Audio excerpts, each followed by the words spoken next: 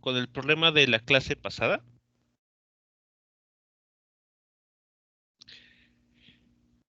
Bien, el problema anterior trataba de un péndulo físico.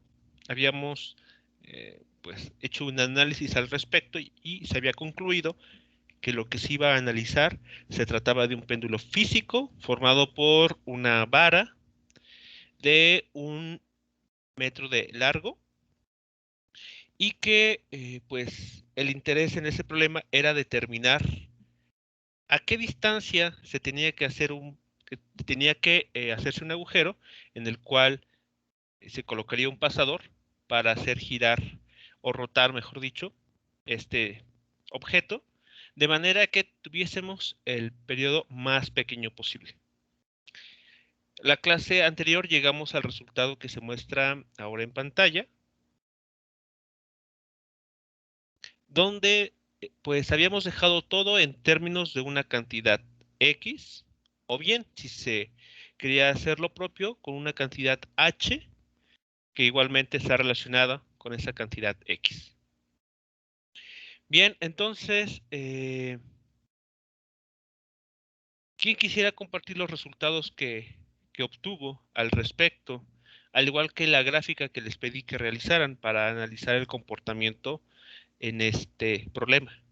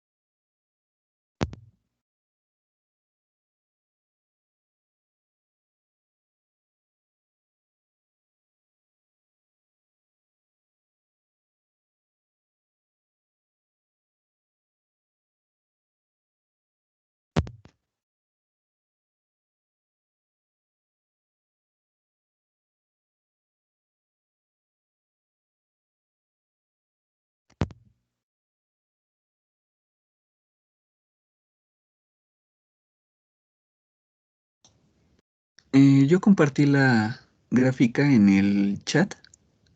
No sé si se puede apreciar. ¿Nos la puede comentar para el resto? Ah, claro. Este, bueno, se supone que creo que anteriormente uno de mis compañeros había encontrado un valor crítico que era pues justamente creo que era la posición para X. Para ello se tuvo que derivar la función del periodo con respecto a X e igualar a cero. Sin embargo, pues esto solamente es encontrar un valor crítico, así que pues para una mayor referencia podemos visualizar la gráfica. Em, el resultado de derivar e igualar a cero como tal para una X, un valor crítico para X, nos dio un resultado de 0.21 o 0.211. Y después con base en este valor podemos encontrar el valor mínimo del periodo, que sería 1.53 segundos.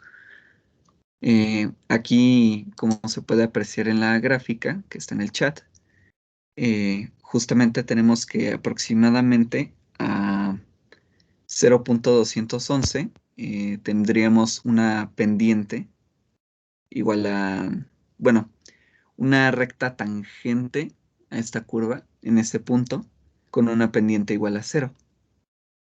Entonces ahí nos podríamos dar cuenta que en efecto ese es el valor mínimo. Y creo que otra cosa que podría llamar la atención es cuando la gráfica se aproxima a punto 5, ya que es justamente donde se encuentra nuestro centro de masas. Eh, lo que yo pude interpretar sobre ese resultado es que conforme más se acerca uno hacia el centro de masas, el periodo se va haciendo infinitamente grande.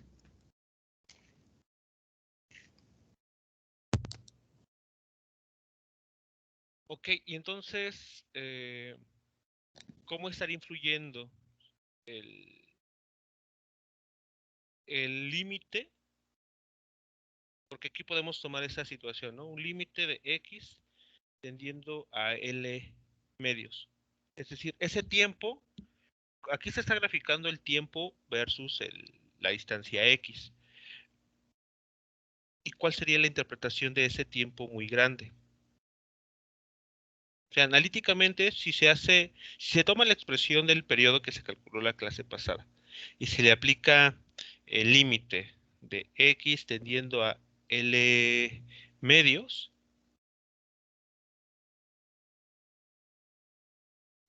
¿qué resultado se obtiene en la expresión que se determinó la clase pasada? Ya sea analítica o gráficamente. Mm, creo que sería, a ver,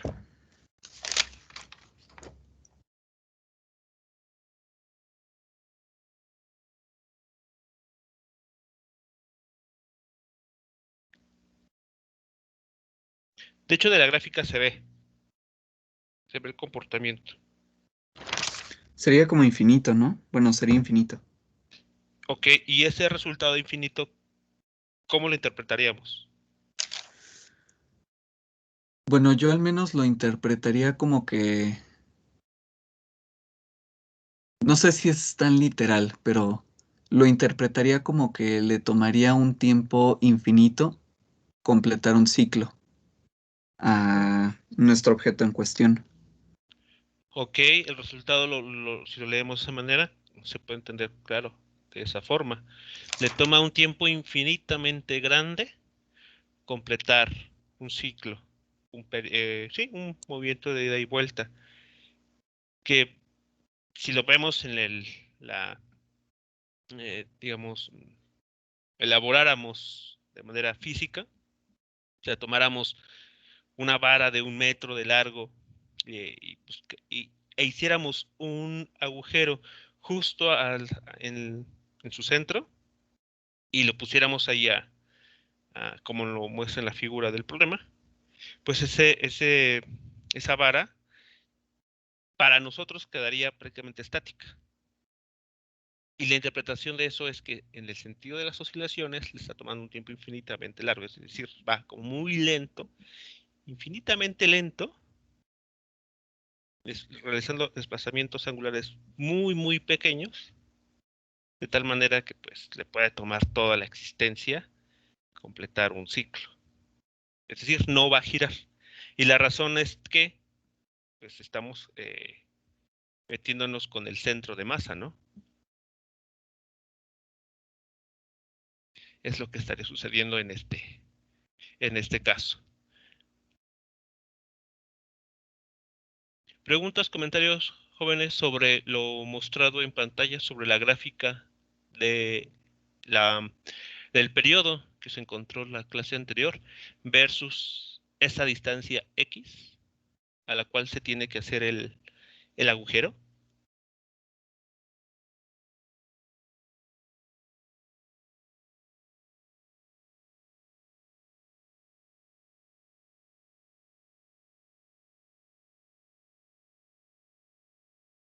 No, profe, por ahora no.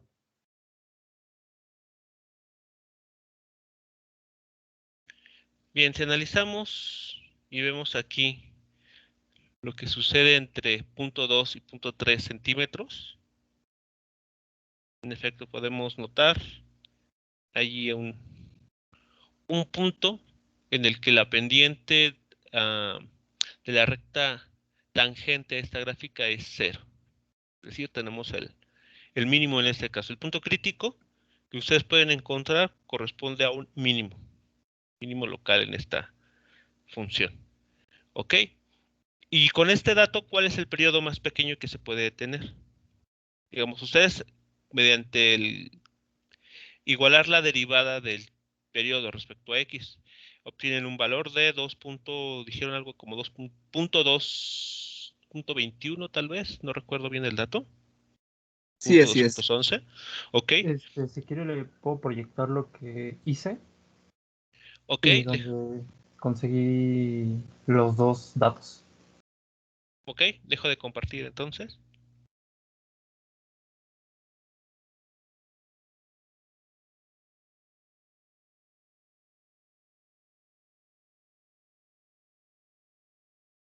Sí, voy. Ay, entonces, Mm, creo que no me aparece la opción para compartir pantalla. Si está en la Ok, computadora, en la parte de abajo. sí, ya apareció.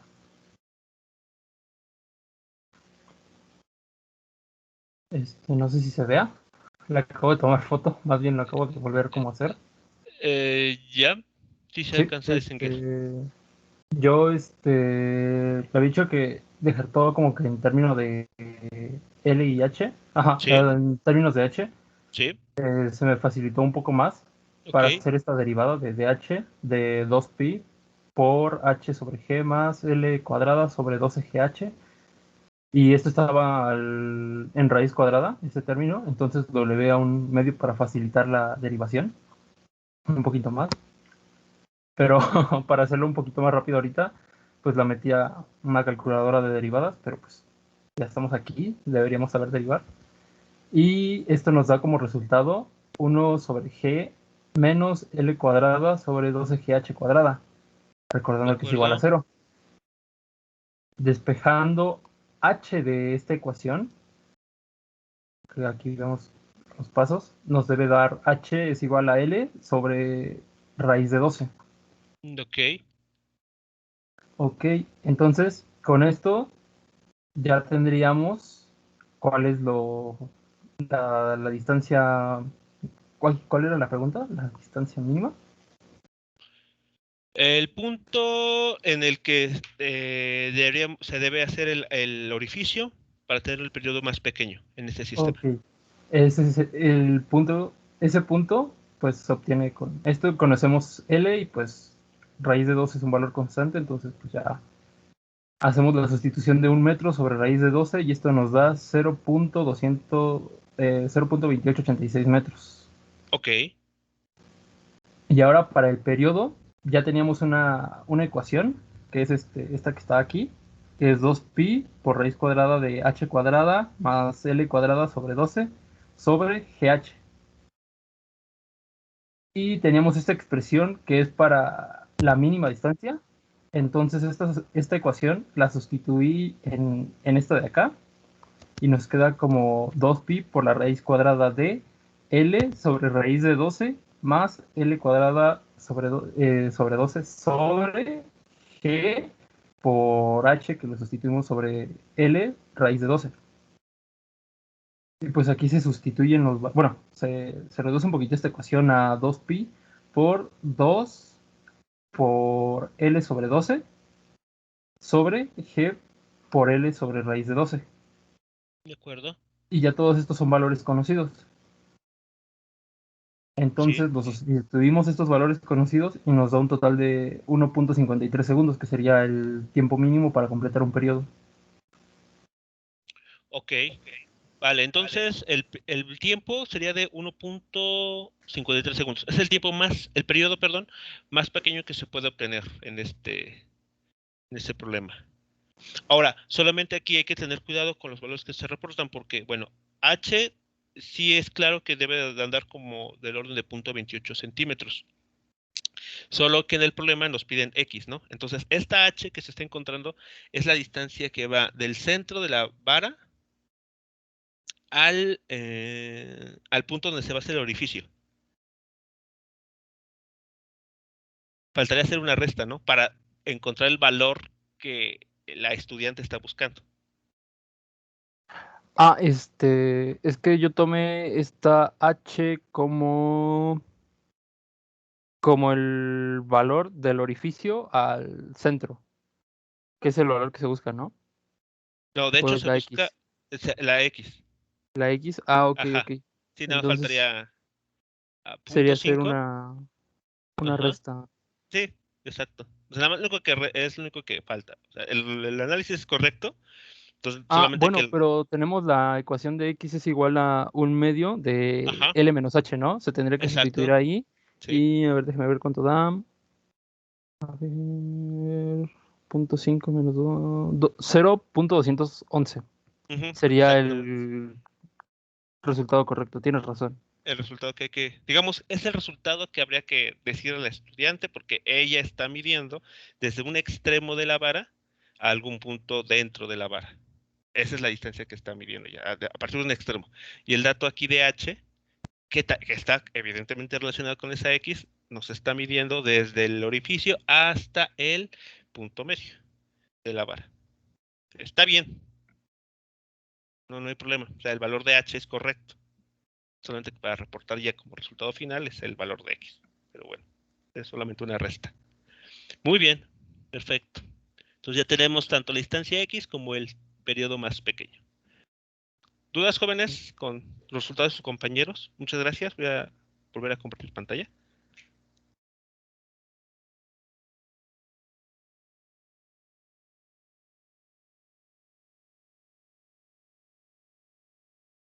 Sí, ya puede compartir, Sí, creo. sí.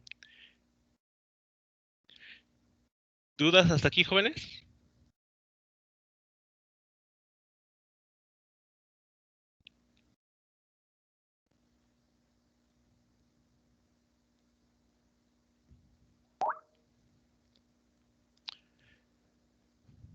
Bueno, a continuación les voy a transmitir un video que corresponde, bueno, que ustedes también pueden encontrar en YouTube sobre el tema que estamos revisando, concretamente sobre péndulos simples, porque es el elemento más sencillo que en el contexto de péndulos pues se puede construir. Entonces, véanlo como el péndulo simple, un caso particular del péndulo físico. El péndulo físico, como sucedió con la vara, pues está formado por un cuerpo sólido con alguna forma determinada, mientras que un péndulo simple, pues es toda la masa está contenida en un solo punto. Entonces, bueno, eso pues simplifica bastante las cosas. Pero lo más interesante es analizar péndulos físicos, porque pues pueden tener distintas formas. Por ejemplo, tenemos ahorita el caso de una vara, pero por ejemplo, en los ejercicios que ustedes tienen que ir realizando para ir practicando esta parte, pues se pueden encontrar péndulos que estén formados por una vara junto con una esfera o un disco, no sé, hay varias configuraciones que uno puede pensar, ¿no? Para mm, analizar cada vez de forma más general. Entonces, bueno, el video que les voy a compartir, que voy a transmitir a continuación, es uno que se encuentra en el canal de Matech Mike. Y bueno, pues eh, ustedes me dicen si se alcanza a escuchar. Según esto, bueno, volumen de 75%. Igualmente, pueden ustedes ir ajustando el volumen en sus dispositivos. Bueno, aquí inicia. Que tenemos un solo péndulo. Vamos a suponer que la cuerda que lo une al eje es rígida, como si fuera una varilla de metal. Si soltamos el péndulo, este se desplaza hacia la izquierda hasta alcanzar la misma altura en una posición simétrica, para luego volver de nuevo al sitio original. Esto está muy bien, pero no podemos estudiar nada matemáticamente porque no hemos definido ninguna variable sobre el péndulo, por lo que vamos a hacerlo ahora. Llamaremos m a la masa de la bolita azul, L a la longitud de la cuerda rígida y z al ángulo que forma con el eje vertical. Fijaos que con el ángulo z y la longitud de la cuerda, la posición de la bolita azul queda totalmente determinada. Además, vamos a simplificar bastante el problema asumiendo que la cuerda no tiene masa, que la masa azul es puntual y que no hay ningún rozamiento con el aire. Y ahora ya podemos pasar a estudiar su evolución. Si ponemos un contador de tiempo, podemos ver cómo va cambiando este ángulo z en función del tiempo. Es más, esto por ejemplo lo podemos representar en una gráfica para tratar de adivinar si conocemos alguna función parecida a la que está describiendo el ángulo. Como podéis ver, esta se parece muchísimo a una función trigonométrica, por ejemplo, un coseno. Pero, ¿seguro que lo es? Veamos, si ahora cambiamos la posición inicial por otra mucho más elevada cercana a pi, la función ya no se parece tanto a una función trigonométrica. Si os fijáis, al principio la función está muy aplanada, cosa que no coincide mucho ni con un coseno, ni con un seno, ni con ninguna función trigonométrica usual. Entonces, ¿cuál es la respuesta? Para algunos casos sí que son funciones trigonométricas y para otros no. Pues para averiguarlo necesitamos una ecuación que describa este movimiento, y la vamos a obtener utilizando la segunda ley de Newton. Para ello, vamos a hacer zoom en la masa azul y ver qué fuerzas están actuando sobre ella. La más sencilla de deducir es el propio peso, que es masa por aceleración de la gravedad, que en la Tierra es aproximadamente 9,81. El truco aquí es descomponer este peso en dos componentes perpendiculares. Ahora podemos prescindir de la fuerza original y considerar también la tensión en la cuerda, a la que llamaremos T. Fijaos que a priori no sabemos cuál es el valor de esta fuerza T. Y ya podemos volver atrás. Vamos a aplicar la segunda ley de Newton, que es el sumatorio de las fuerzas sobre una masa m es igual a su masa por la aceleración. Fijaos que es una ecuación vectorial, pero ya hemos descompuesto las fuerzas en dos ejes para que sea más fácil. Por ejemplo, como no hay ninguna aceleración en dirección radial, ya que nuestra cuerda era rígida, la fuerza azul y la fuerza roja se tienen que cancelar, ya que de lo contrario la cuerda se estiraría o se comprimiría. Así pues, solo nos queda estudiar qué pasa con la fuerza verde, que como es una, podemos trabajar con escalares y también eliminar el sumatorio, ya que solamente hay que sumar una. Será igual a la masa por la aceleración tangencial, siendo esta última igual a L por la segunda derivada del ángulo z. En las dos partes de la igualdad hay una m, por lo que se pueden cancelar al no ser igual a 0. Y fijaos ya que no hay ninguna masa en la ecuación. Esto implica que da igual qué masa pongas en el péndulo, se va a mover exactamente de la misma forma, si no se rompe la cuerda, claro.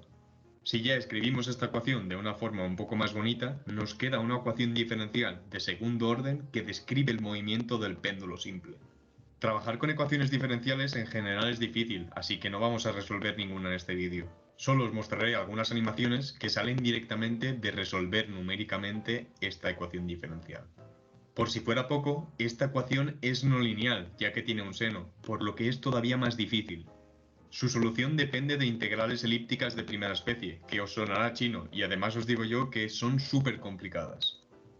Es por eso que normalmente se suele considerar que el seno de z es aproximadamente z para ángulos pequeños, con lo que la ecuación se convierte en una mucho más fácil de resolver, ya que es lineal y con solución formada por senos y cosenos.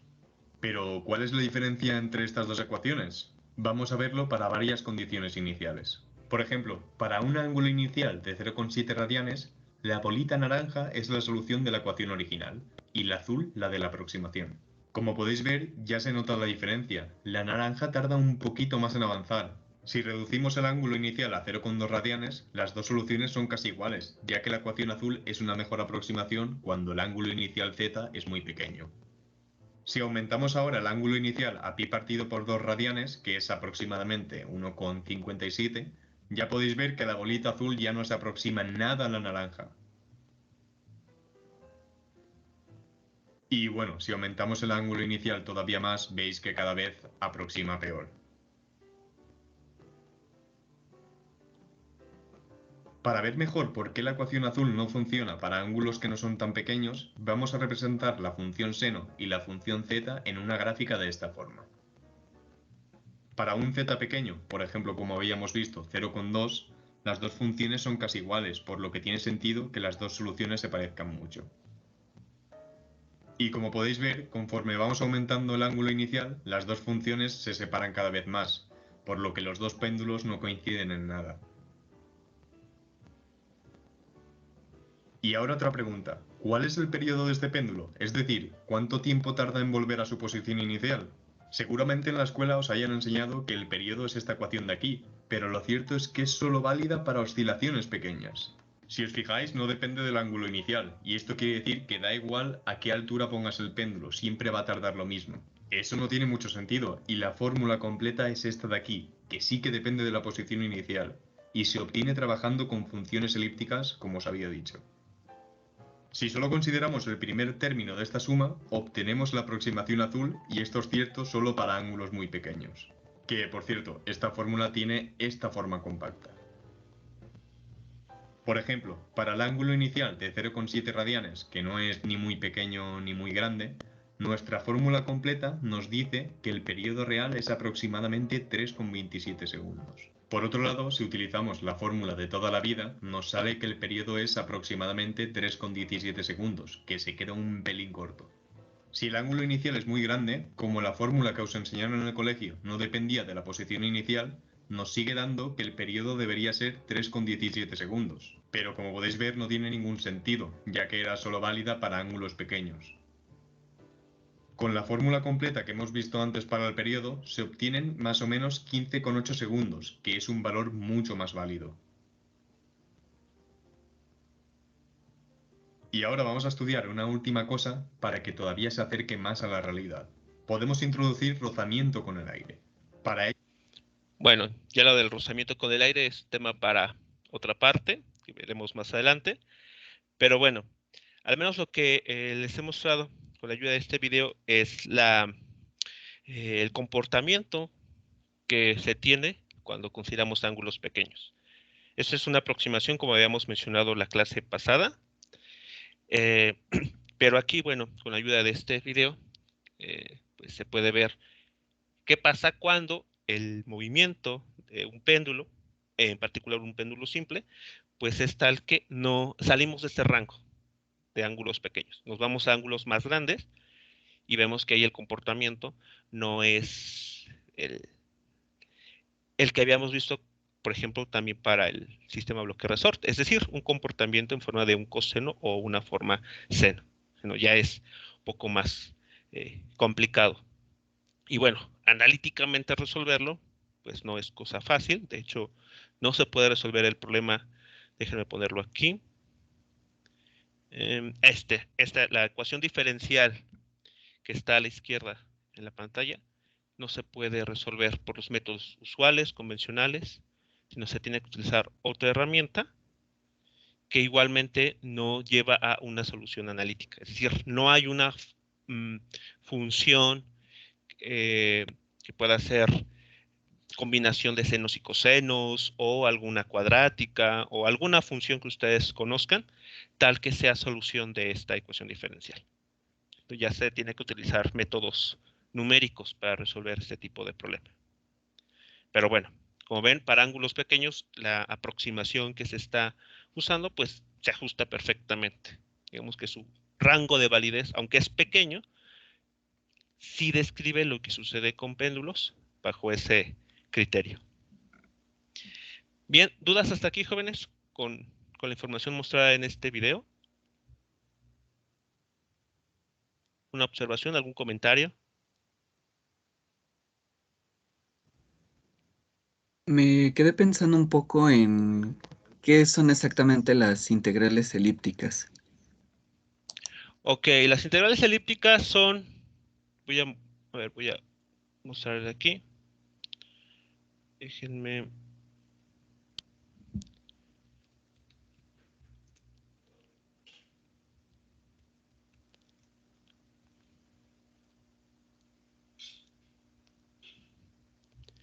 Déjenme buscar un ejemplo.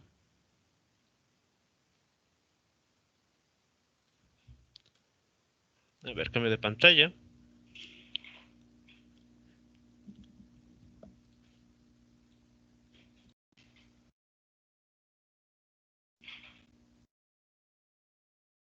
Bien, aquí recurrimos a la famosa Wikipedia.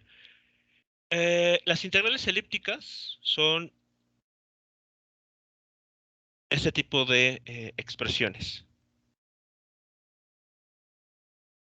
Como ven, bueno, el nombre le va muy bien porque son integrales, son expresiones que quedan en términos de una integral. Así que vean, esta integral es una función de x. Así que, dependiendo del valor de la x que aquí se esté trabajando, será el valor que tome esta integral desde 0 hasta pi medios. Ahora, este tipo de problemas, pues vean, no se puede resolver de forma analítica. O sea, uno puede aquí utilizar pues los trucos más sencillos posibles, como expresar esto en una serie de potencias, y lo que encuentras son expresiones que no tienen una forma analítica conocida. Ese es el punto. Entonces, bueno, una integral elíptica tiene esta forma. Eso es lo que se está viendo ahorita es lo que se conoce como de primera especie. Aquí tenemos otras de segunda especie. Vean que la diferencia es que ahora el denominador se encuentra en el numerador y me parece que se cambió el signo. A ver, no, sigue siendo 1 menos x cuadrada seno cuadrado de teta. Ahí está, vuelve a segunda especie, aquí está. Pero esta expresión se puede cambiar a una suma de todos esos términos, donde aparecen factoriales, que no sé si ustedes conozcan lo que es un factorial, y se puede expresar de esta manera. Se puede desarrollar como una suma infinita de todos estos términos. Así que tal cual no podemos llegar a una expresión, digamos que estos, ustedes lo meten a la computadora y grafican, no van a encontrar que se asemeje a una cuadrática, una función seno, una función coseno, va a tener un comportamiento más general. Y eso es la que se refiere con que no podemos expresar este tipo de integrales como una función analítica. Y bueno, aquí tenemos más, ¿no? Tercera especie. Que vean aquí, depende de un índice n. Entonces, bueno, cuando uno quiere resolver algo tan simple como es el caso de un péndulo que ya no está dentro del régimen de ángulos pequeños, sino ya lo queremos hacer de forma más apegada a la realidad, pues se tiene que hacer uso de este tipo de herramientas matemáticas.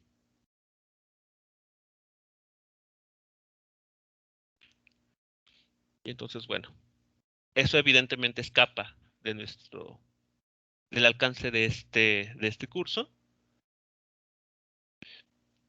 No sé si en cursos que vayan a tener más adelante, no, dudo que vayan a tener que resolver algo de este estilo. Realmente dudo que sus cursos caigan en resolver cosas así de complicadas, pero al menos, bueno, está bien saber que existen, ¿no? Al menos como brevario cultural.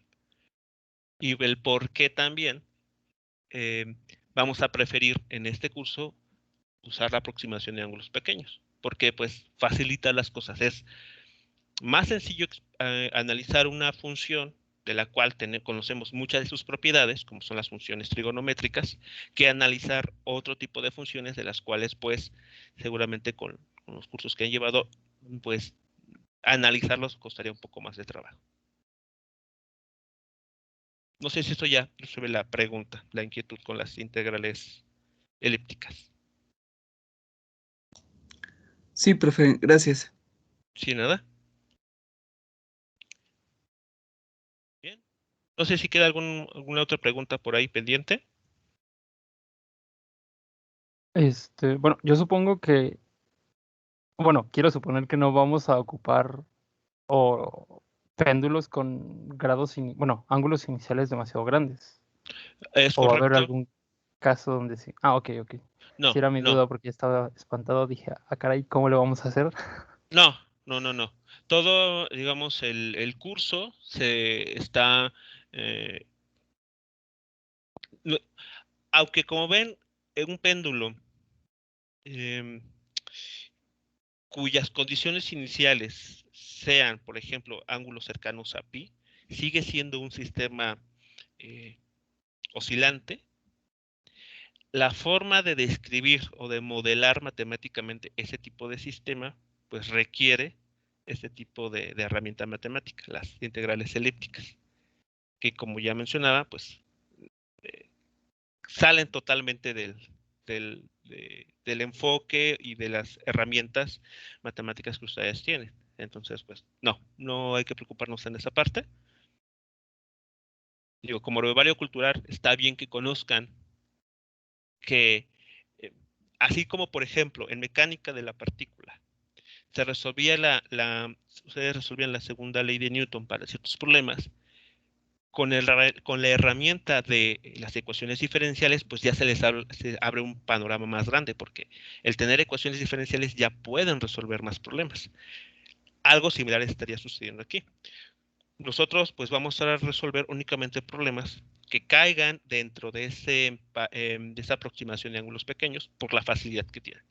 Si para algún otro proyecto, tal vez más adelante, que ustedes tuvieran que enfrentar, en el que por necesidad tienen que incluir parámetros fuera de este régimen de ángulos pequeños, pues bueno, podría servirles tal vez el saber que existen este tipo de integrales para hacer algún tipo de aproximación. Pero eso ya se los dejo pues, para proyectos a futuro, si es que se llegan a encontrar cosas de ese estilo. Pero dentro del curso no. No, vamos a seguir utilizando nuestras viejas conocidas funciones trigonométricas. Así que no hay nada de qué preocuparse. Ok, bueno, profesor, esa era mi única duda. Ok, sí, está bien. Bien, pues bueno.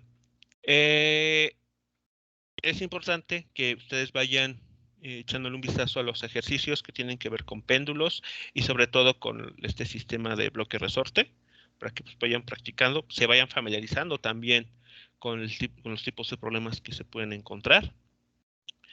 Vamos a seguir a continuación con otros ejercicios sobre este mismo tema para ir pues dándoles a ustedes mayores herramientas en el cálculo. Bien, entonces, si no queda algo pendiente por resolver sobre el tema de péndulos, vamos a seguir viendo a continuación nuevos problemas donde pues las oscilaciones sean el punto principal. Bueno, así que vamos a atender este ejercicio, este ejemplo. Se tiene, como se muestra en la figura, un bloque que tiene un valor de 10 kilogramos de masa y que está suspendido de una cuerda enrollada alrededor de un disco de 5 kilogramos, como se muestra aquí. Si el resorte tiene una rigidez de 200 newtons sobre metro, determine el periodo natural de vibración para el sistema. Bueno, esta es una nueva configuración comparada con el problema con el que iniciamos, un bloque unido a un resorte. Es algo distinto porque ahora estamos involucrando un objeto, una polea en este caso, que permite que el bloque unido a esta cuerda pueda conectarse a este resorte que está colocado de forma horizontal. Entonces, en este caso, nos pide determinar el periodo de las oscilaciones para este sistema. Así que, bueno, hay que hacerlo con cuidado. Para empezar, toda la información descrita en el problema o incluso mostrada en la figura, ¿nos es claro? ¿O por ahí alguna información se nos está escapando?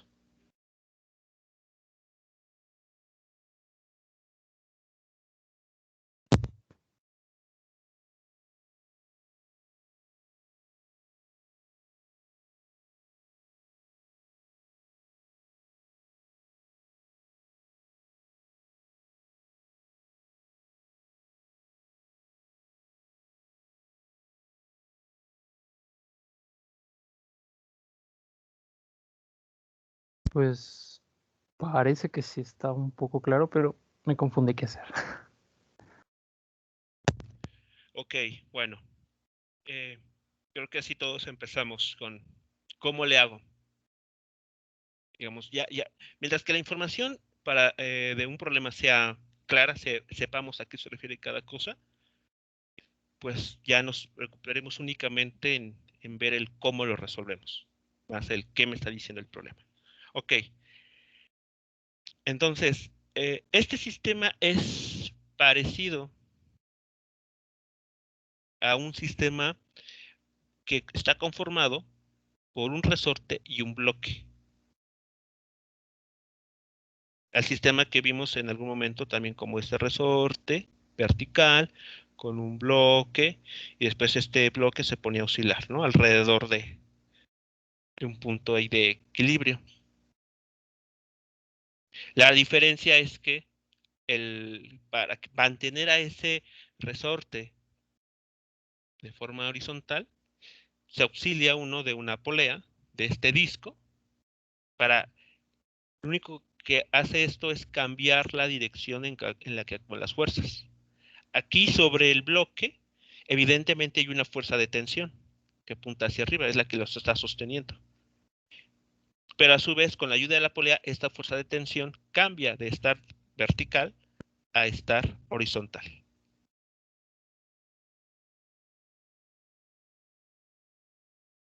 Así que bueno, eso es lo que permite esta polea. El problema no nos menciona nada de que exista fricción entre la polea y la cuerda. Así que eso es un dato importante, que no hay que, digamos, dejarlo a la ligera. Es importante el hecho de que no nos digan nada acerca de una fricción. ¿Por qué es importante? ¿Qué significa que en este problema no exista fricción?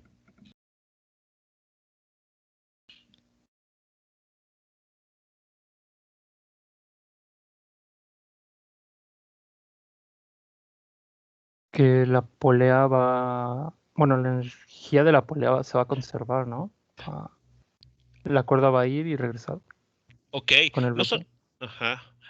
Cuando hablamos de la polea, ¿a qué energía nos referimos?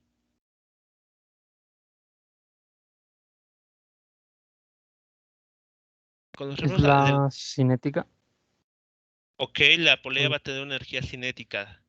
¿De qué tipo? Porque la polea no se va a estar desplazando de forma lineal. No va a estar avanzando en el eje X ni en el eje Y. Va a realizar un movimiento muy, muy específico.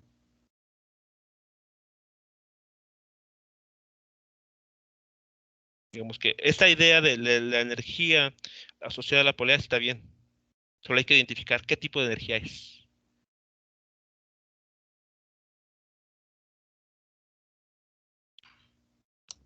¿Sería rotacional? Exactamente, es energía cinética rotacional. La polea lo único que va a estar haciendo es girar. Pero el movimiento de rotación que va a realizar va a producir que el bloque ascienda o descienda. Si vamos, ¿estamos de acuerdo? La rotación en esta polea, en este disco, va a generar a su vez que, que el bloque suba y baje.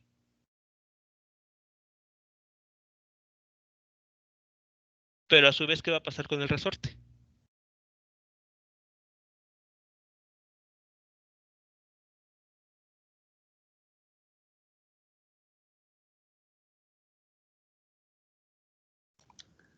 ¿Se va a ir estirando y comprimiendo? ¿Es correcto? Entonces, ¿cuántos términos de energía estamos aquí hablando? Pues hasta ahorita serían dos, ¿no? A ver, ¿cuáles? Bueno, el que comentamos sobre la polea, la cinética rotacional Energía cinética rotacional, ok, va una. y no estoy seguro si se consideraría como la del resorte, como energía potencial elástica. Ok, esa energía potencial elástica está asociada a una fuerza restitutiva. Ujú. Sin esa fuerza restitutiva no habría oscilaciones. Así que sí es importante incluirla. Si quitamos el resorte, el objeto va a caer. Va a seguir una dirección vertical hacia abajo. Y no habría oscilaciones. Es decir, no habría pues forma de analizar lo que nos pide el problema. Así que el hecho de tener el resorte es lo que justamente le da a este problema el tener oscilaciones, ¿no? El que proporciona las oscilaciones.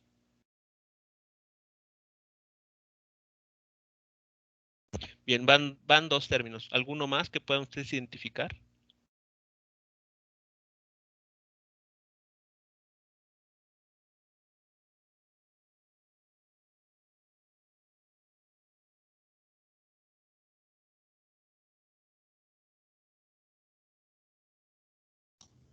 quizás también en el bloque. Ok, ¿qué podemos decir acerca del bloque? Bueno, cuando se encuentra justamente como en una en una posición inicial, que es donde parte, Ajá. tendríamos una energía potencial. ¿De qué Y tipo? eh, bueno, no sé si sea el término correcto, pero lineal. Bueno, más bien gravitacional. Ok, energía potencial gravitacional. Ajá. Este, y una vez que se pone en movimiento, podríamos tener, bueno, más bien tendríamos energía cinética. ¿Cinética de qué tipo? ¿Rotacional o lineal? Lineal. Ok. Entonces ahí estamos hablando de, perdón, aquí sería 3 y 4.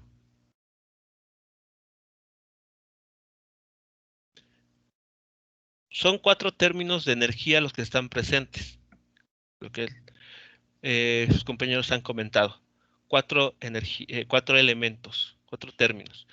Una, la asociada a la energía de tipo cinética rotacional en el bloque, porque va a estar girando durante todo este proceso. La energía potencial almacenada en el resorte, que va a estar aumentando y disminuyendo toda vez que el resorte esté comprimido, esté estirado o en algún momento esté sin deformación. Y si analizamos lo que sucede con este bloque va a estar cambiando su altura cuando, bueno, también fijemos un nivel de referencia. Pero respecto a ese nivel de referencia, este bloque, tan solo el bloque va a estar cambiando de altura. Y eso ya nos habla de un cambio en su energía potencial gravitacional. Y además, como va a estar subiendo y bajando, su velocidad va a estar modificándose, es decir, también vamos a tener cambios en la energía cinética. Y el hecho de tener resistencia o fricción cero, ¿qué significa con relación a estos 4 términos?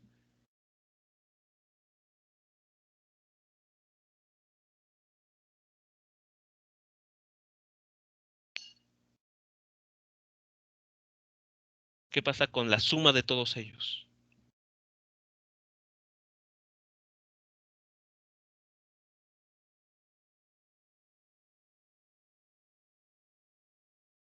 A ver, si escribimos la energía mecánica total para este sistema, no para la polea, no para el resorte solamente, no para el bloque, sino todos ellos. Todos estos 3 elementos están formando un solo sistema. Entonces, vean, tenemos el 1 es la energía cinética rotacional, más 2 es la energía potencial elástica en el resorte, más energía potencial gravitacional del bloque, más una energía cinética del bloque. Bueno, lineal, lo voy a poner así, lineal. ¿Qué pasa con esta energía mecánica total? Dado que no hay fricción. El problema no nos habla de fricción.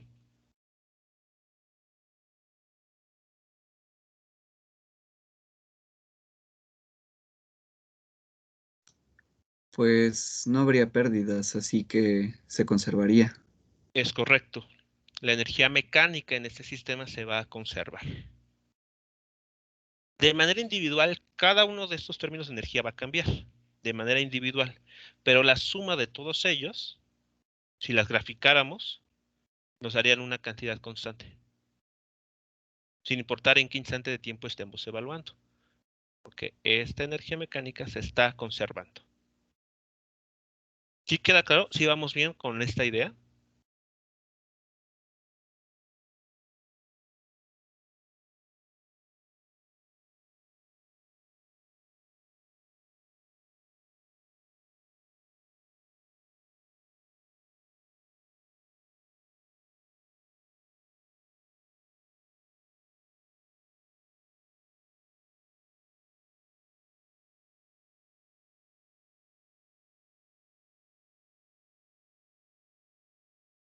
Noten ustedes que aún no estamos tal cual resolviendo nada. No hemos puesto ningún cálculo tal cual.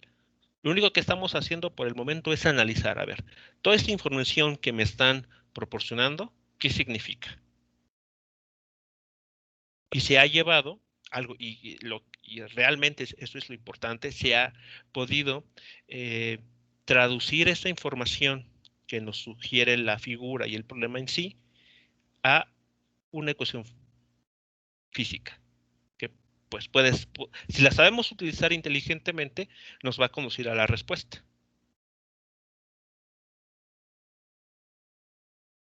¿Hasta aquí preguntas, comentarios?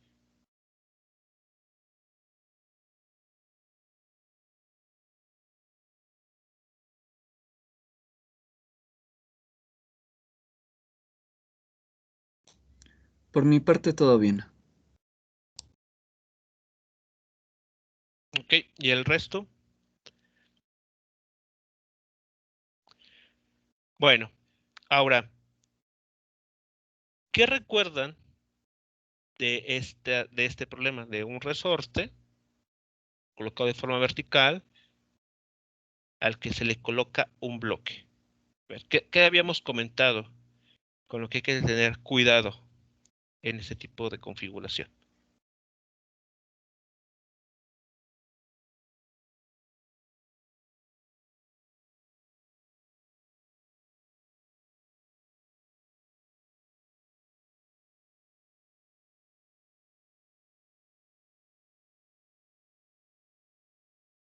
Es más, les voy a poner nuevamente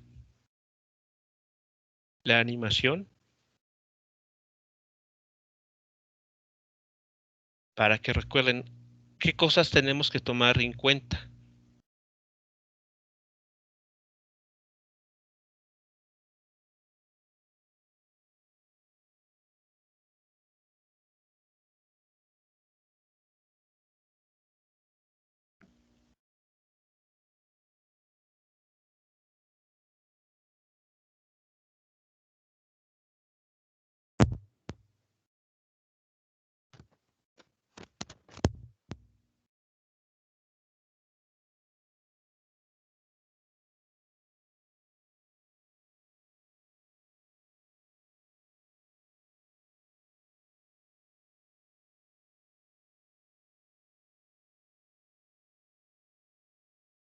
A ver, en este sistema vertical, ¿cuáles son los puntos importantes?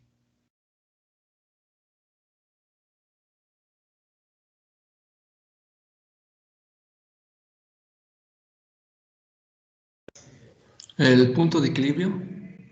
Ok, el punto de equilibrio. ¿Ese punto de equilibrio cómo se determina? ¿O bajo qué condiciones se encuentra? Que en este caso está dado por la línea de color verde.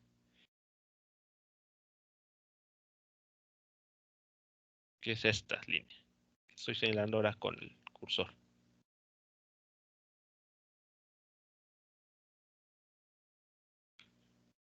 De hecho, déjenme ver aquí, utilizar. Ahí está. A ver, esta línea de color verde,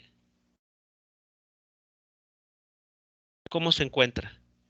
¿Cómo se determina ese punto de equilibrio?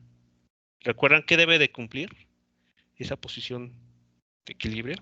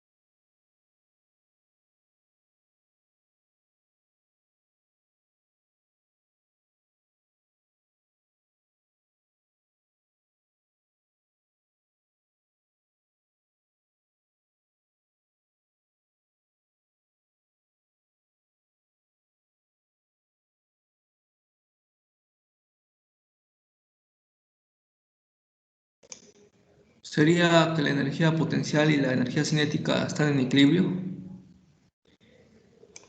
Para este problema, así fue como se encontró.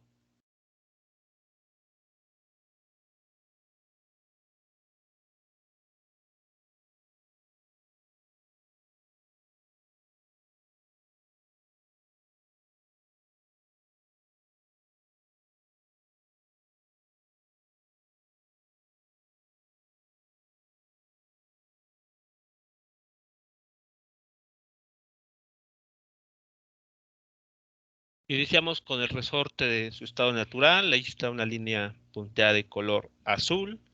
Se coloca esta masa.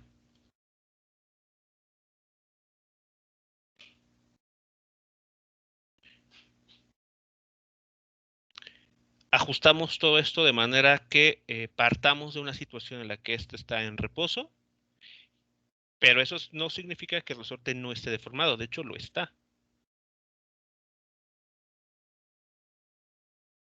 Esta línea de color verde aquí punteada,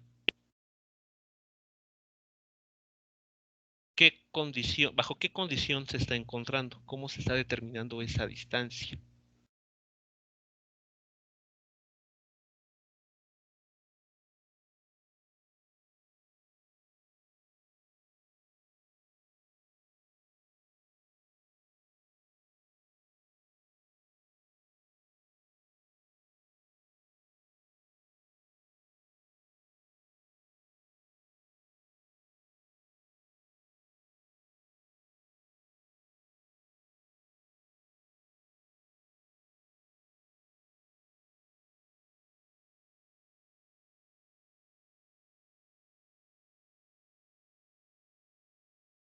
¿Alguien recuerda bajo cuál condición? Creo que era cuando el peso del objeto era igual a la fuerza restitutiva o algo así. Exacto. Este punto en el que por ahora el bloque se encuentra en equilibrio se debe a que la fuerza de restitución del resorte está totalmente equilibrada con la fuerza peso del bloque. Y eso lo igualamos a 0 y eso nos da una condición de equilibrio. Las oscilaciones que las oscilaciones que se van a presentar posteriormente cuando uno perturbe, cuando uno estire o bien cuando comprimamos el resorte, van a ocurrir alrededor de esta línea de color negro, que es el centro de las oscilaciones, es el punto de equilibrio. Pero nótese que el sistema no está oscilando respecto a la posición en la cual el resorte estaba en su estado natural, sino una posición distinta. Y eso se debe a que pues tenemos la presencia de este bloque. Si lo quitamos, pues vean cómo queda el resorte. Si lo colocamos, aparecen estas dos líneas. La de color negro es alrededor del cual va a ocurrir y la otra está sujeta a la condición estática del problema. Es lo mismo que va a suceder en esta situación. Entonces voy a cambiar de pizarra. Es decir, que hay que hacer un análisis minucioso de lo que va a suceder a continuación en este problema. Entonces, para ello consideren los siguientes esquemas.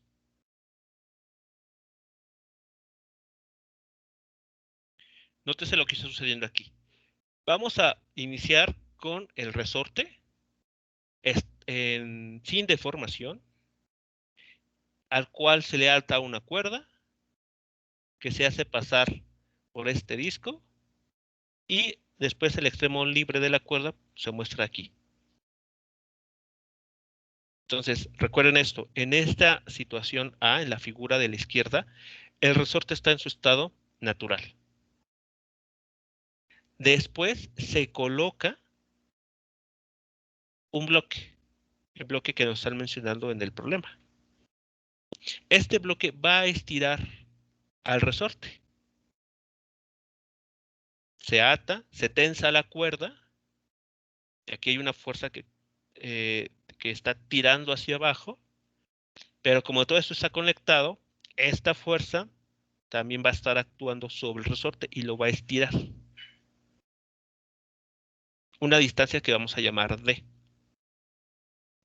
Esta distancia D nos va a estar relacionada con este punto estático, en la situación en la que vamos a alcanzar un estado de equilibrio. Lo que quiero representar en el dibujo intermedio es que las fuerzas están todas equilibradas. Hay fuerzas presentes, sí, pero todas ellas están equilibradas. La aceleración es cero. ¿Sí vamos bien hasta este momento con la figura central?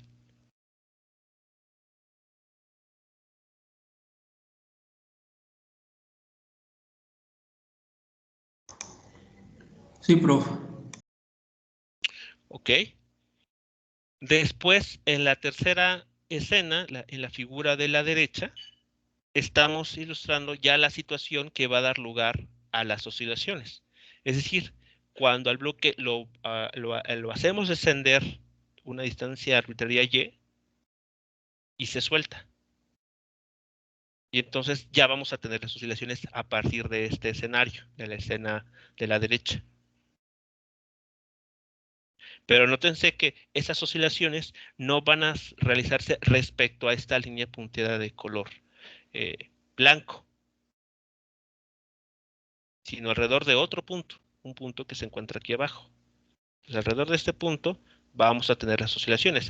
El bloque va a ir subir y bajar, subir y bajar, subir y bajar. ¿Vamos bien hasta aquí?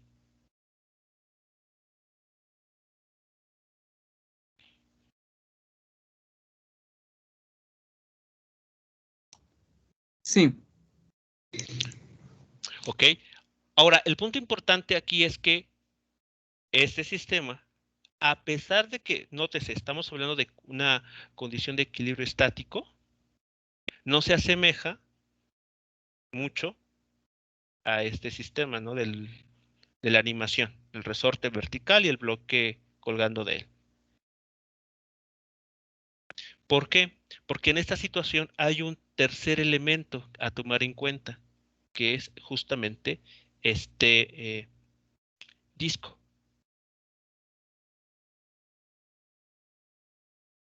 ¿Qué es lo que va a suceder cuando las oscilaciones comiencen a ocurrir en el bloque? Cuando observemos oscilaciones en el bloque, ¿qué pasa con el disco?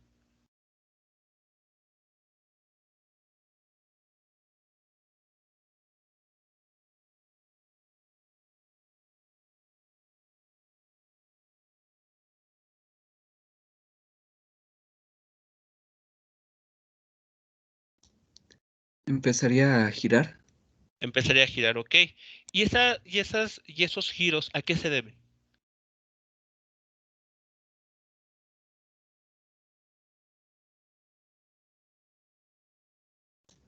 A los desplazamientos que está haciendo el bloque y aparte pues a la fuerza restitutiva del resorte. Ok, ¿cómo esos desplazamientos, cómo ese movimiento que ellos experimentan influye?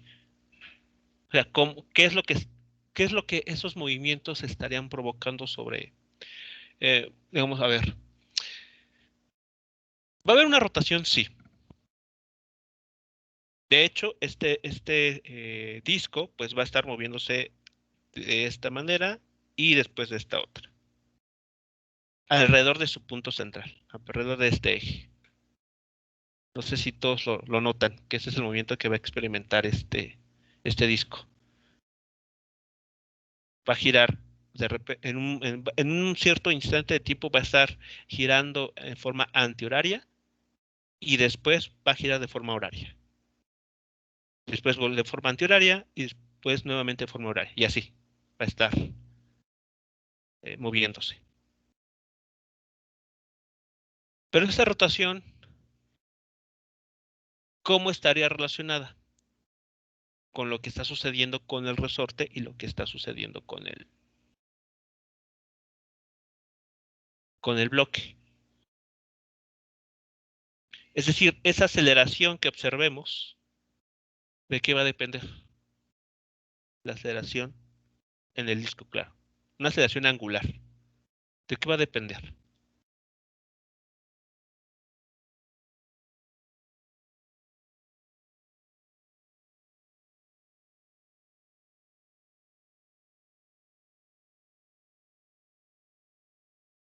Eso igualmente lo mencionamos la clase anterior a la hora de comentar el péndulo físico. Sería como a la torca, ¿no? Bueno, digamos que versión angular de la segunda ley de Newton. Ok, esa aceleración angular va a ser proporcional. Bueno, aquí el símbolo de proporción, algo así, proporcional a la suma de todos los momentos de fuerza presentes. En esta condición de equilibrio, ¿cuánto tiene que valer la aceleración angular? 0, ¿no? Es correcto. En este punto, en esta situación intermedia, las torcas que se están aplicando sobre la polea o sobre el disco tienen que sumar 0. Porque ahora no queremos que este sistema esté en movimiento. ¿El resorte va a ser estirado? Sí. ¿Va a estar generando una torca sobre el disco? Evidentemente sí. ¿En qué sentido? ¿Horario o antihorario?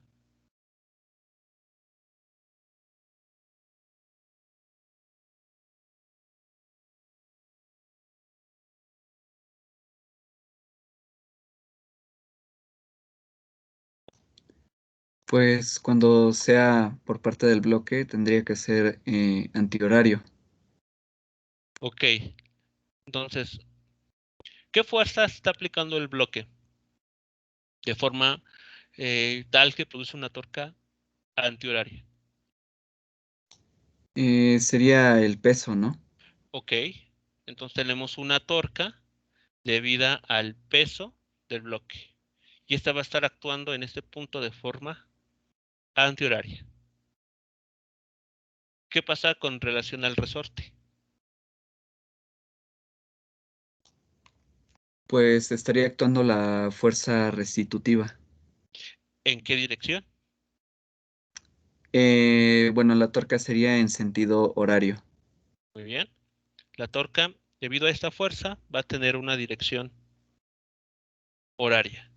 Tenemos aquí una torca debida al resorte. Y en esta situación, estas dos torcas tienen que sumar 0.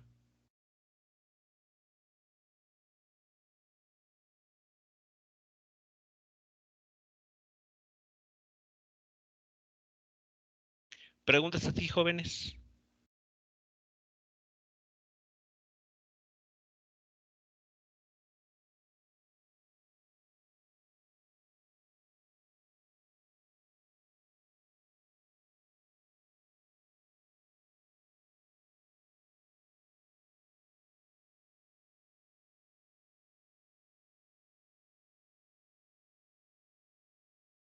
Parece que no, profe.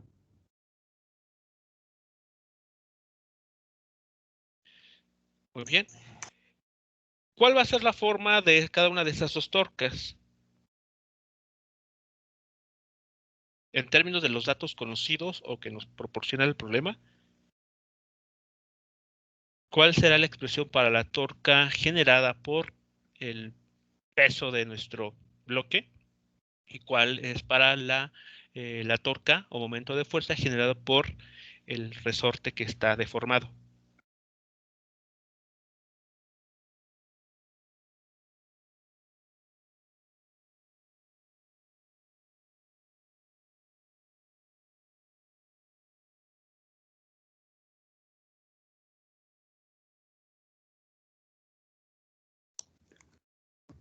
Pues para la torca del peso sería el brazo de palanca, que en este caso sería R, Ok.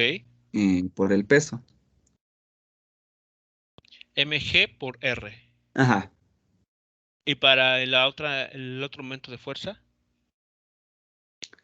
Sería la fuerza restitutiva por R. ¿Qué forma tiene esa fuerza restitutiva? A ver, este,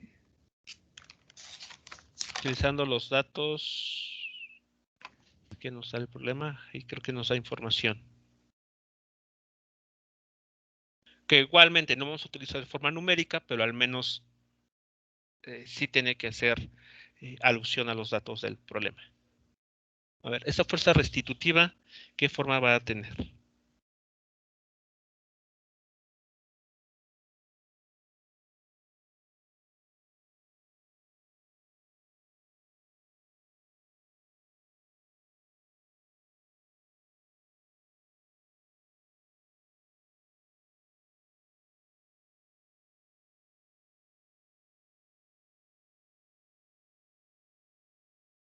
¿Cuál es la expresión para la fuerza generada por un resorte que se encuentra deformado? sería menos K por X. X, ¿qué está representando? Eh, creo que la posición a la que se está moviendo. ¿Que se esté moviendo quién? Porque no queda claro. Ah, bueno, sí, sí, sí. Bueno, voy a pensarlo un poco más. Sí, Ok. X sería bueno, el desplazamiento que tiene, pues, el resorte, bueno, la punta del resorte. Ajá. Y en ese caso, ¿cuánto vale ese desplazamiento? ¿Cómo lo estamos Pues, representando? con la letra D. Exacto. Entonces aquí, concretamente estamos asumiendo que el desplazamiento que va a tener el resorte, tan solo debido a que se está colgando en el otro extremo de la cuerda el bloque, va a ser D. En la fórmula de la ley de Hooke, aquí en módulo nada más, es correcto que es K por X. Pero bueno, de acuerdo al lo que tenemos aquí en la figura, pues ese X es D. Es lo que se está deformando el resorte. Entonces, nuestra condición de equilibrio en esta situación, pues ya la podemos escribir de la siguiente manera. Esa va a ser nuestra condición de equilibrio. Mg por R menos K, donde esa K minúscula es la constante del resorte, por D, esta distancia que se está estirando el resorte, que a su vez es la misma distancia a la cual se está descendiendo el bloque respecto a esta línea punteada de color blanco, por el brazo de palanca, que nuevamente vuelve a ser R, el radio del disco. Y esta suma de fuerzas de torcas tiene que ser 0. ¿Hasta aquí vamos bien?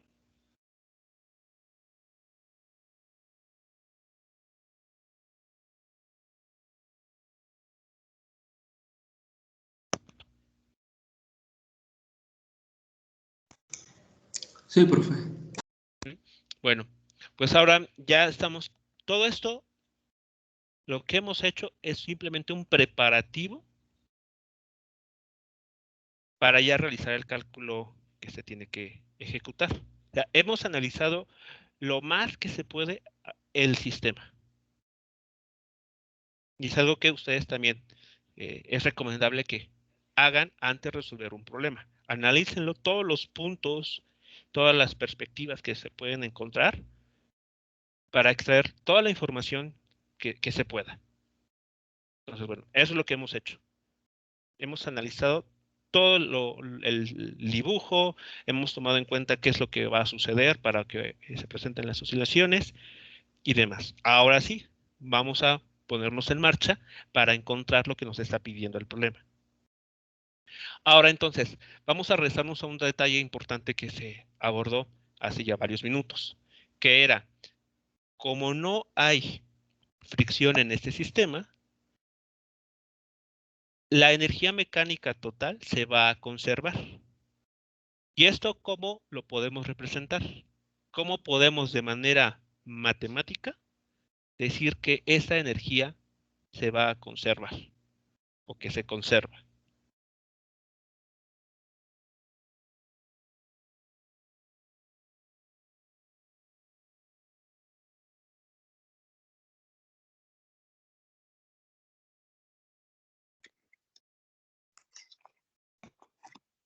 Si quieren una pista, fue de esta manera que resolvimos el problema para el sistema bloque-resorte. Vamos a usar la misma técnica. Sería algo como un medio de K por la amplitud al cuadrado. No. ¿Qué Ok. significa? ¿Qué significa? O ¿cómo podemos representar de forma matemática el que la energía mecánica en este sistema se conserve, debido a que no hay fricción de ningún tipo?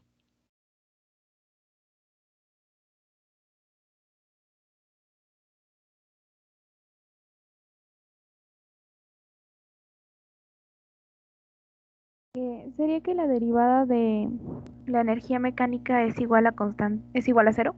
¿Respecto a qué variable? Ah, Sí, es la derivada de la energía mecánica, pero ¿respecto a quién? respecto al tiempo. Exactamente. La manera en que vamos a explotar el hecho de que la energía mecánica se conserve en este sistema, debido a que no hay fricción, es imponiendo que la derivada de la energía mecánica total sea cero, porque eso ya nos está diciendo que la energía es constante. Es una forma de decir que algo es constante, que su derivada respecto a alguna variable, como en este caso el tiempo, es cero. ¿Sí vamos siguiendo la idea entonces?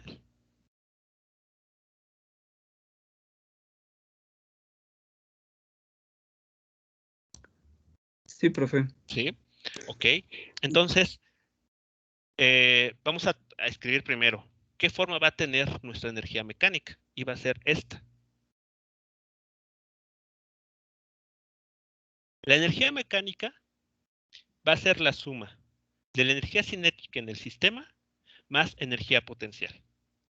Ahora, la energía potencial, tanto la energía cinética como la energía potencial, pues van a tener distintas presentaciones según el problema que se esté abordando. En este caso, ya se había establecido que iban a haber 4 términos. Una energía cinética rotacional, una energía potencial elástica, una energía potencial gravitacional y una energía cinética lineal. Son estos 4 elementos que habíamos visto. Ahora pues vamos a volverlos a escribir, pero ahora sí en la forma que les corresponde. Por ejemplo,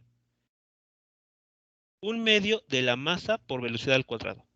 ¿De quién nos estamos hablando con este término en color verde? ¿A quién nos estamos refiriendo?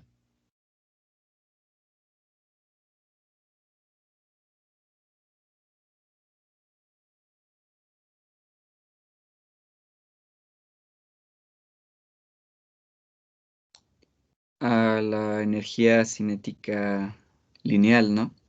Muy bien, a la energía cinética lineal que va a experimentar el bloque. Porque va a estar subiendo y bajando, subiendo y bajando. O sea que va a tener, y se va a estar moviendo sobre el eje Y. Así que, pues, al decir que se está moviendo, pues tiene vinculado pues una energía cinética, traslacional o lineal sobre el eje Y. El siguiente término, el de azul. Sería cinética, pero rotacional. ¿De quién? De la polea. Exactamente. El término en color azul, un medio de la inercia rotacional por velocidad angular al cuadrado, nos está diciendo que cuando ocurran las oscilaciones, este disco va a estar girando. Va a estar moviéndose de forma horaria y antihoraria. Van 2 términos. Este otro término, el de amarillo.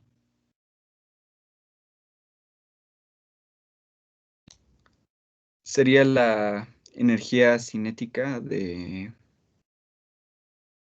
Ah, no, creo que no. A ver, ese término amarillo a quién corresponderá. ¿Sería del resorte? ¿Qué tipo de energía? ¿Cinética? El resorte se está moviendo, está cambiando de posición.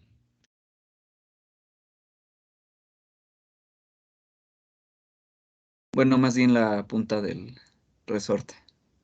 Pero el resorte como un todo no está cambiando de posición. No, Entonces no puede tener una energía cinética, porque energía cinética es que esté cambiando de posición, que en un momento esté, no sé, en el origen de un sistema de coordenadas y al siguiente instante ya esté, no sé, más allá del origen y así, ¿no? Después en el segundo cuadrante. Eso, digamos, sería una energía cinética relacionada. Aquí, ¿qué tipo de energía estamos hablando? Potencial. ¿De qué tipo? elástica. Energía potencial elástica, así es. Un medio de la constante de resorte por la deformación que presenta elevada al cuadrado. Cuando las oscilaciones ya van a estar presentes, vean que el resorte se va a tener que estirar una distancia y adicional.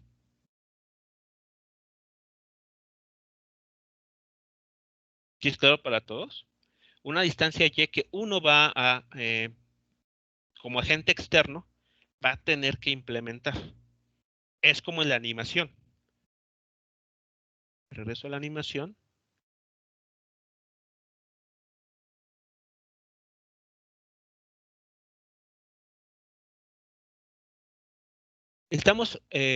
Hay energía cinética, hay energía potencial en el resorte y hay un peso. Entonces, esa energía potencial en el resorte está asociada a que pues está deformado. Y esa deformación viene del tener esta masa presente. Pero este sistema está por el momento en equilibrio estático. Cuando se introduce una distancia y adicional a la que ya existía, se presentan las oscilaciones después de que dejamos este sistema ahí, ¿no? En libertad. Es lo mismo que está sucediendo. Tenemos la polea en la cual están actuando dos torcas que por el momento en la escena intermedia están en equilibrio, no hay aceleración angular. No es hasta que se provee, como es en este caso, de una distancia adicional y en el que ocurren las oscilaciones o para el que ocurren las oscilaciones. Eso es lo que está sucediendo aquí. Me regreso a la pizarra.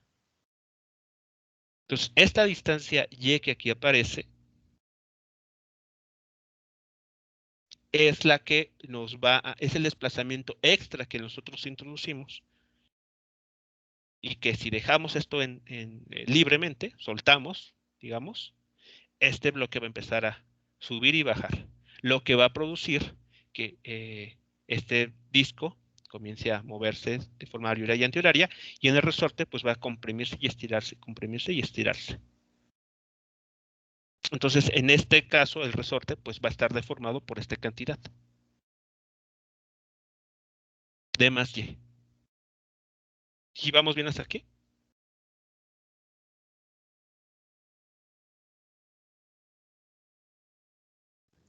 Sí, Ok, bueno.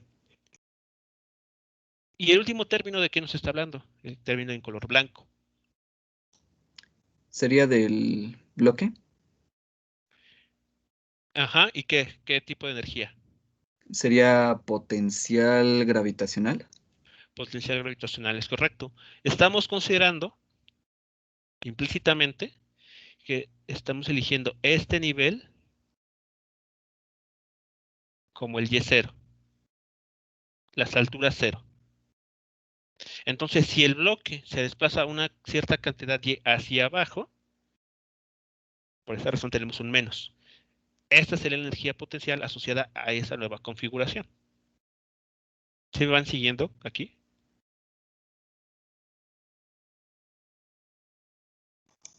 Sí, profe. Ok, pues ya está. Ya hemos escrito la energía mecánica de forma explícita en términos de todos los factores que se van a involucrar y que van a contribuir a la energía mecánica total de ese sistema. ¿Dudas, comentarios con esta expresión? Con- Ahora sí ya vamos a empezar a calcular cosas.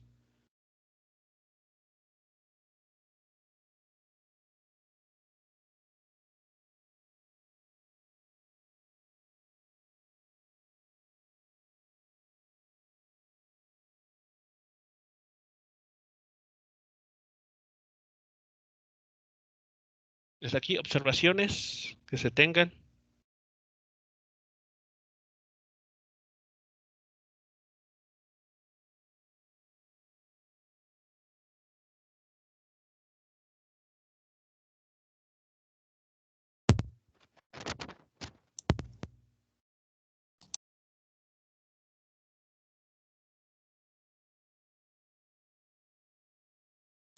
Bien, pues si no hay dudas, les pido entonces que ustedes continúen con el cálculo. ¿Cuál es el cálculo que se tiene que realizar a continuación? Tomar la derivada de esta cantidad respecto al tiempo e igualarla a 0. Háganlo para la siguiente clase, para el día de mañana, y veamos qué expresión es la que se obtiene.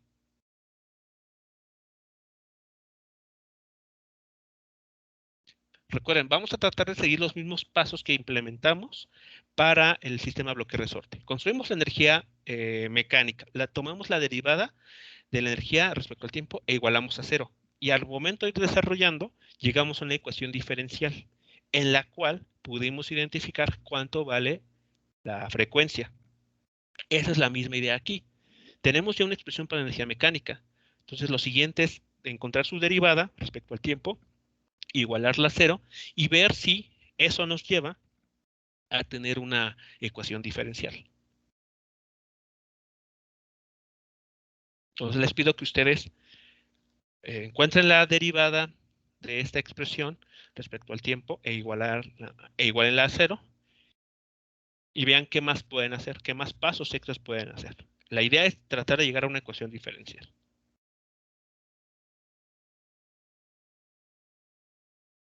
¿Queda claro lo que les estoy pidiendo entonces?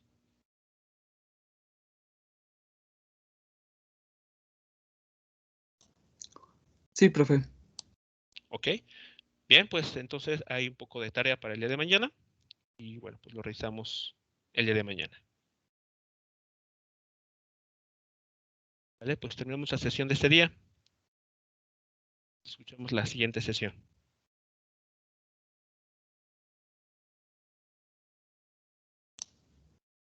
Gracias, profe. Buen día. Hasta Muchas luego, gracias, excelente profe. día. Hasta luego. Hasta luego.